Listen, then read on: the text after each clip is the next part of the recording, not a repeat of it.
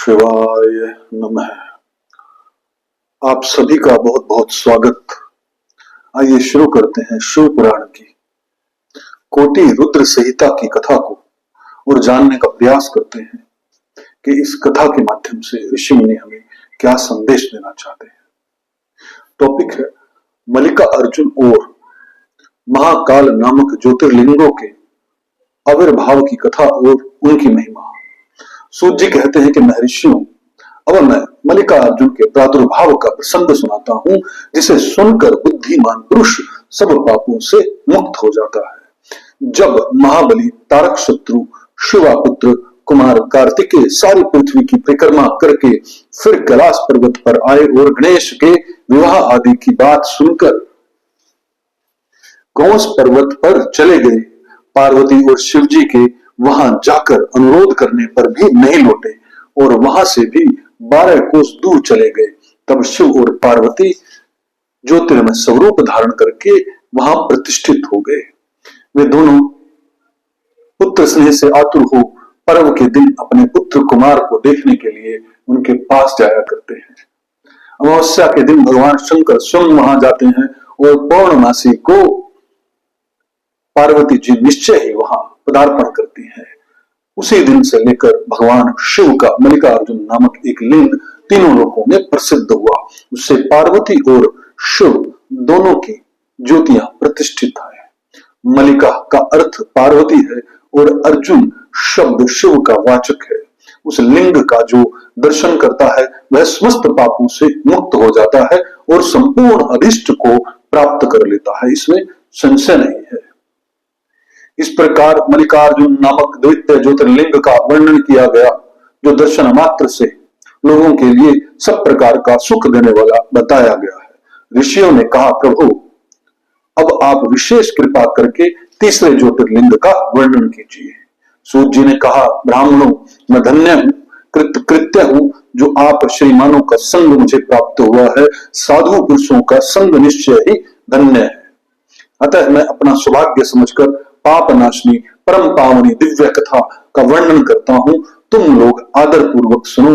अवंती नाम से प्रसिद्ध एक रमणीय नगरी है, जो समस्त देहधारियों को मोक्ष प्रदान करने वाली है। वह भगवान शिव को बहुत ही प्रिय, परम पुण्यमयी और लोक पावनी है।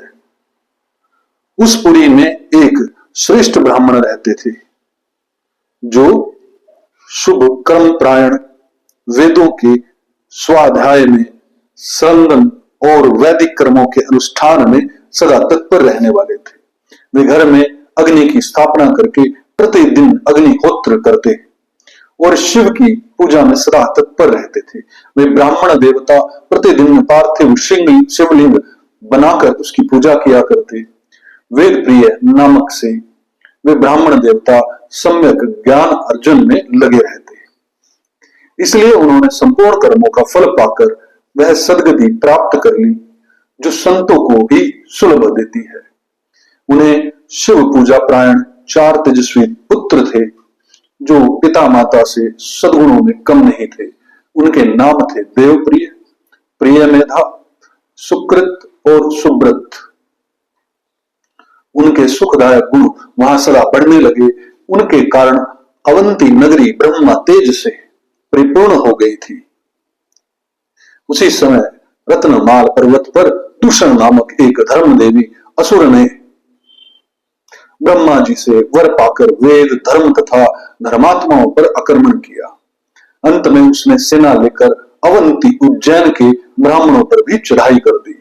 उसकी आज्ञा से 4 भयानक दैत्य चारों दिशाओं में प्रलय अग्नि के समान प्रकट हो गए, परंतु वे शिव विश्वासी ब्राह्मण बंधु उनसे डरे नहीं।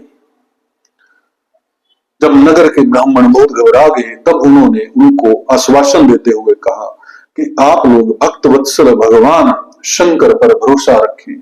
यूं कहकर शिवलिंग का पूजन करके वे भगवान शिव का ध्यान करने लगे। इतने में ही सेना सहित दुष्मन ने आकर उन ब्राह्मणों को देखा और कहा, इन्हें मार डालो, बांध लो। वेद प्रिय के पुत्र उन ब्राह्मणों ने उस समय उस दैत्य की कही हुई वह बात नहीं सुनी, क्योंकि वे भगवान शंभु के ध्यान मार्ग में स्थित थे।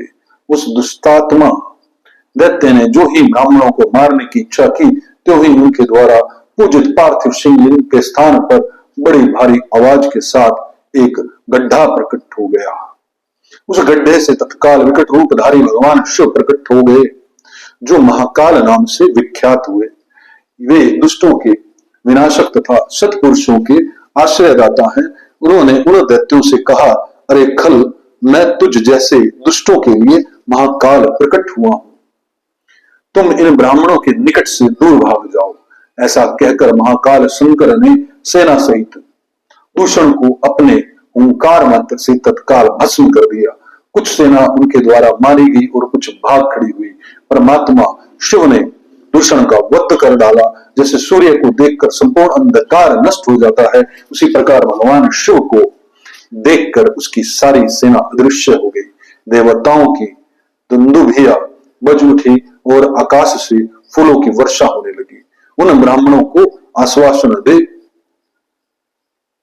सुपुत्र सन्न हुए स्वयं महाकाल महेश्वर शिव ने उनसे कहा, तुम लोग वर मांगो। उनकी वह बात सुनकर वे सब ब्राह्मण हाथ जोड़कर भक्ति भाव से भली भांति प्रणाम करके नतमस्तक हो बोले। द्विजों ने कहा, महाकाल महादेव, दुष्टों को दंड देने वाले प्रभु शंभो, आप हमें संसार सागर से मोक्ष प्रदान करें। शिव, आप जन साधारण की रक्षा के लिए सदा यही रहें। प्रभु शंभो, अपना दर्शन करने वाले मनुष्यों का आप सदा ही उद्धार करें। सूत जी कहते हैं कि महारथियों, उनके ऐसा कहने पर उन्हें सदगति दे भगवान शिव अपने भक्तों की रक्षा के लिए उस परम सुंदर गड्ढे में स्थित हो गए। वे ब्राह्मण मोक्ष पा गए और वहां चारों ओर की एक एक कोस भूमि लिंग रूपी भगवान शिव का स्थल बन गई। वे शिव भूतल पर महाकालेश्वर के नाम से विख्यात हुए। ब्राह्मणों, उनका दर्शन करने से स्वप्न में भी कोई दुख नहीं होता। जिस जिस कामना को लेकर कोई उस लिंग की उपासना करता है, उसे वह अपना मनोरथ प्राप्त हो जाता है तथा परलोक में मोक्ष भी मिल जाता है। हे शिव भक्तों, यह कथा यहीं पर समाप्त होती है। आशा करता हूं कि इस कथा से कुछ ना कुछ आपके जीवन में एड ऑन हुआ होगा, कुछ ना कुछ समझ बड़ी होगी। परमपिता शिव देवी शक्ति से यह प्रार्थना है कि आपके जीवन में शुभ फलित हो। ओम तत्सत, ओम तत्सत, ओम तत्सत।